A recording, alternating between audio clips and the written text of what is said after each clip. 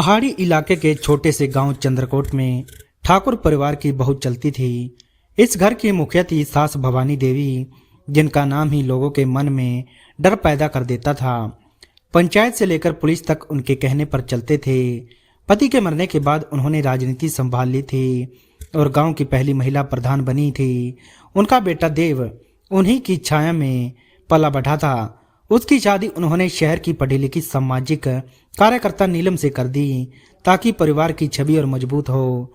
नीलम सलमजार थी लेकिन झुकने वाली नहीं थी। उसने सोचा कि गांव में कुछ अच्छा करेगी, पर भवानी देवी को लगा कि बहू कहीं उनकी कुर्सी न छीन ले। उन्होंने शुरू से ही नीलम को सीमित करने की कोशिश की। पंचायत में आने से रोका, गांव की महिलाओं से ज्यादा बात करने से रोका। नीलम चुप रही पर उसने काम बंद नहीं किया। वह चुपचाप महिलाओं के लिए सिलाई और स्वच्छता अभियान चलाने लगी। लोग उसे पसंद करने लगे। यह बात भवानी देवी को चुभने लगी। उनके समर्थक कान भरने लगे कि बहू भविष्य की प्रधान बनने की तैयारी कर रही है। भवानी देवी डर गई। उन्होंने नीलम को गांव छोड़ने को कह दिया। नीलम ने पहली बार खुलकर विरोध किया। उसने कहा कि वह किसी की कुर्सी नहीं चाहती, वह गांव की बेटियों का भविष्य चाहती है। देव बीच में फंसा रहा। चुनाव नजदीक आया, गांव दो गुटों में बंट गया। भवानी देवी बनाम नीलम ऐसा माहौल बन गया। जबकि नीलम खड़ी भी नहीं थी, लेकिन लोग उसे नेता मानने लगे।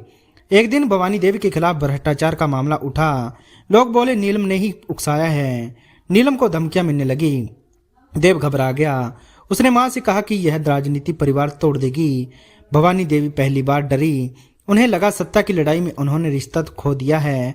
उसी रात गांव में आग लग गई, कुछ झोपड़ियां जल गई। नीलम सबसे पहले मदद को पहुंची, बच्चों को बचाया, घायलों को अस्पताल भिजवाया। भवानी देवी दूर खड़ी देखती रही और पहली बार उन्हें अपनी बहू पर गर्व हुआ। अगले दिन उन्होंने पंचायत में घोषणा की कि वे बहू अगला चुनाव लड़ेगी और नीलम को समर्थन देगी। गांव सन रह गया। नीलम रो पड़ी। उसने कहा वह सत्ता नहीं सेवा चाहती है, लेकिन भवानी देवी ने कहा यह सच्ची नेता की पहचान है। नीलम प्रधान बनी, गांव बदला। भवानी देवी ने पीछे रहकर मार्गदर्शन दिया। यह कहानी बताती है कि जब सास सत्ता छोड़ती है तब बहू सेवा सीखती है और तभी गांव आगे बढ़ता है।